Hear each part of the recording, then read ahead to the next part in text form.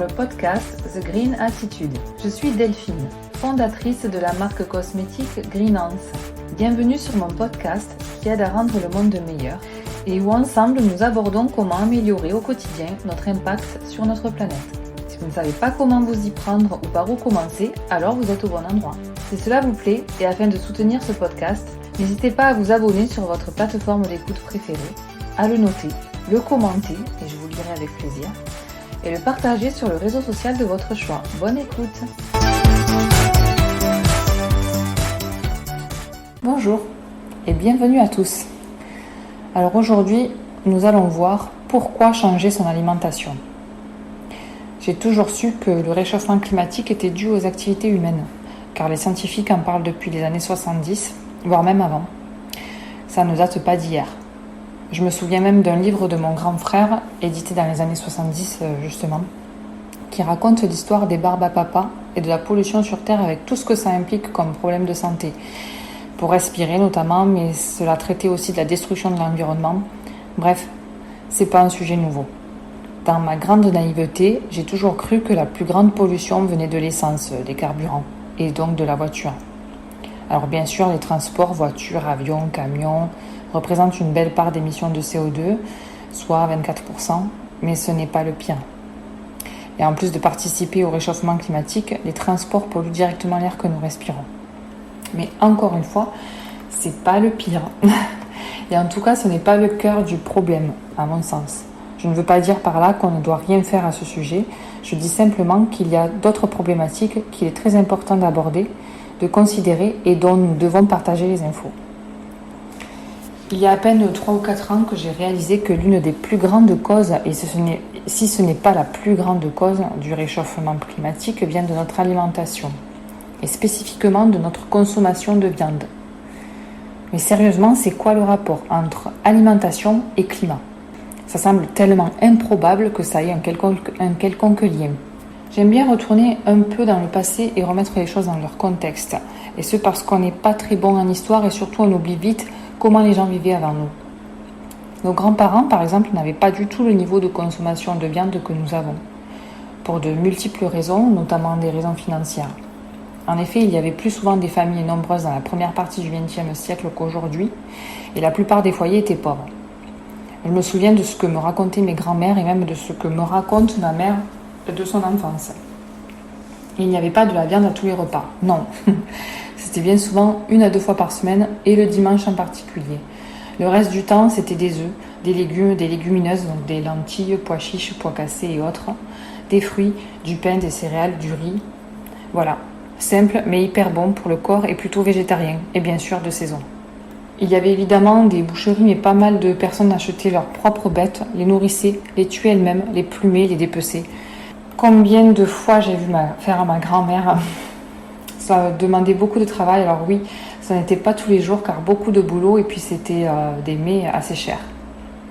Et honnêtement, qui aujourd'hui serait capable de faire ça ? Je parle de chez nous en France, en Europe. Pas grand monde. Parce que tout est fait de manière industrielle et que si nous devions faire cela aujourd'hui, on réduirait drastiquement notre consommation de viande. Mais on a cette facilité à notre époque d'aller se servir dans un supermarché sans se poser plus de questions que ça. Tiens, il y a de la saucisse en promo ou du steak. J'en prends pour ma semaine midi et soir. C'est emballé, tout bien préparé, même si c'est pas cuit. Et je ne me pose pas de questions sur comment ça se passe pour ces animaux. Quelle a été leur vie, comment ils sont traités, transportés, nourris, soignés. Alors que la façon dont ils sont traités et la façon dont ils vivent impactent directement la qualité de leur viande. Certains vont certainement me dire « Mais moi je mange de la viande de bio. Je vais chez un producteur qui traite bien ces animaux. » Ok, pourquoi pas. Mais cela a d'autres conséquences que je vais aborder un peu plus loin. J'ai aussi remarqué que cette façon de consommer la viande, de l'acheter en grande surface notamment, nous coupe de la réalité. On se fout littéralement du bien-être animal. Et ce n'est pas ça qui fera qu'on changera notre alimentation, mais c'est bien de constater l'ampleur des dégâts sur notre planète, dus à cette alimentation de surconsommation. En France, on tue environ 1 milliard d'animaux par an. Ça fait tourner la tête. Dans le monde, c'est 80 milliards. Que l'on soit pour manger de la viande ou non, ça laisse quand même sans voix.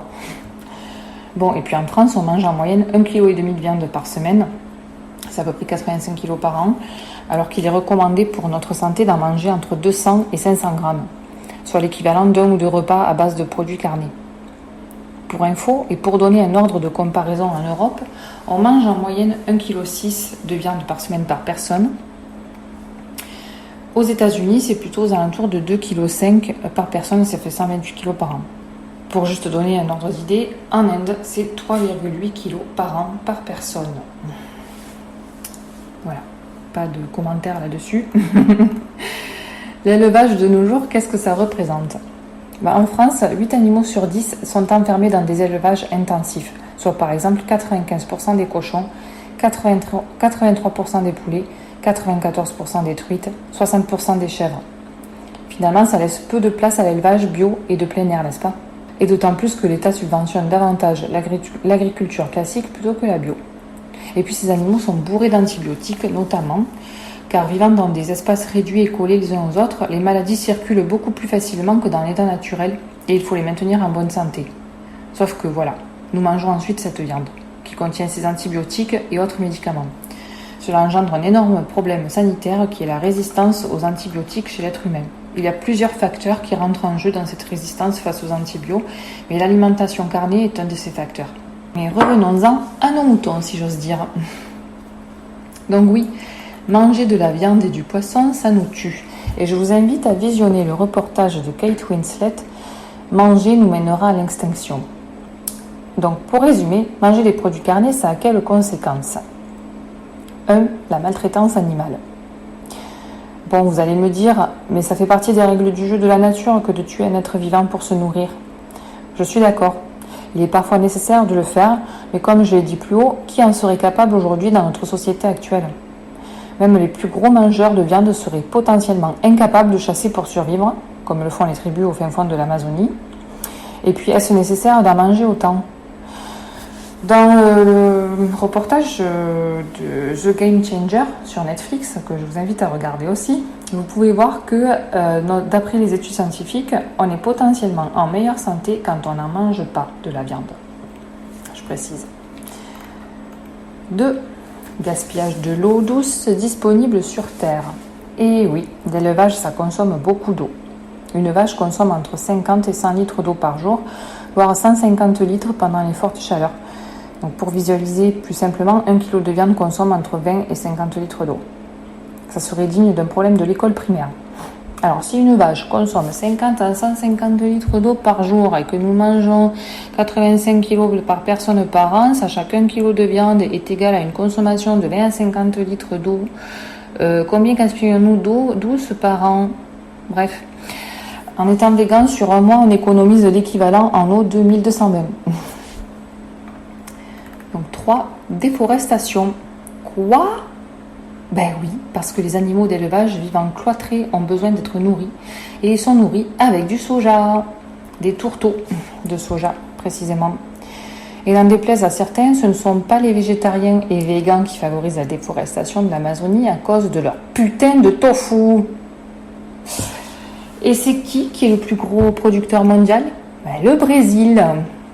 Et vu que la demande de soja ne fait qu'augmenter, il faut bien des terres pour les cultiver. Alors on brûle l'Amazonie. On déboise et on remplace par des terres agricoles pour que nous puissions nous sentir heureux et puissants d'avoir pu manger notre morceau de steak. Oh, on n'est pas bien là, le barbecue, les saucisses, le merguez, le pastaga, le pinard, ça c'est la vraie vie, Jean-Pierre. Concrètement, pour un vrai mec comme Jean-Pierre qui mange des bons gros steakasses parce que c'est un vrai mec et il a besoin de prot pour avoir la force de Hulk, il faut entre 10 000 et 15 000 m² de champs de soja et de graines pour nourrir la vache ou le bœuf qu'il va ensuite manger. C'est l'équivalent du Stade de France pour nourrir seulement une personne. Par comparaison, un végan c'est 500 m² et un végétarien c'est 1500 m². Pour ceux qui sont mauvais en maths, faire pousser les plantes et les manger, ça nécessite 10 à 30 fois moins de terre cultivable que faire pousser des plantes pour les donner à une vache et ensuite la manger. Les solutions ? Eh bien de réduire ou d'arrêter complètement sa consommation de viande. Évidemment, nous avons besoin de protéines, et on en trouve dans toutes les légumineuses, lentilles, pois chiches, flageolets, haricots noirs, rouges, blancs. Aliments que nous ne consommons plus ou peu, qui est sorti de nos habitudes alimentaires, car nos grands-parents, eux, ils en consommaient. En toute sincérité, je pense que l'accent a été mis sur la viande en insistant sur le fait d'en consommer à tous les repas, car pour les industriels, c'est très lucratif. Ça coûte 10 fois plus cher d'acheter 1 kg de viande plutôt qu'un kilo de pois chiches, par exemple. Surtout acheté en vrac. Mais même en conserve, déjà tout préparé, ça reste moins cher. Et puis on a cette connotation négative aussi que les lentilles, c'est un plat de pauvre, par exemple. Ouais, mais en attendant, ça apporte des protéines, du fer, des folates et bien d'autres vitamines. Vous allez sûrement me hurler dessus. Oui, mais le goût! Et comme le disait monsieur Jean-Pierre Coq. Ça, c'est honteux, ça! C'est pas de la charcuterie, ça, c'est de la merde! Alors que ça, c'est bon! Oh, mais pourquoi tant de haine? Sûrement parce que notre culture française est basée sur une alimentation plaisir. C'est presque une passion pour nous que de bien manger. Et nous avons peur d'aller voir ce qui peut se faire de nouveau. Et oui, changer les habitudes, sortir de sa zone de confort, découvrir. Alors dans le prochain épisode, découvrons ensemble le restaurant végan Le Véritable, dont j'ai eu le plaisir d'interviewer les propriétaires. Et nous en saurons un petit peu plus à ce sujet, le goût. Pour résumer, pourquoi changer son alimentation? Parce que cela a un impact direct sur le climat de par les gaz à effet de serre émis par le bétail, le gaspillage de l'eau pour produire notre nourriture carnée, la déforestation, la souffrance et la maltraitance animale. Et même si on mange de la viande bio, nous serons obligés de réduire notre consommation car qui dit bio dit élevé en plein air et nous n'aurons jamais assez d'espace pour entretenir tous les animaux que nous avons besoin pour notre consommation actuelle. C'est factuel, ce sont donc des faits et ce n'est pas une opinion.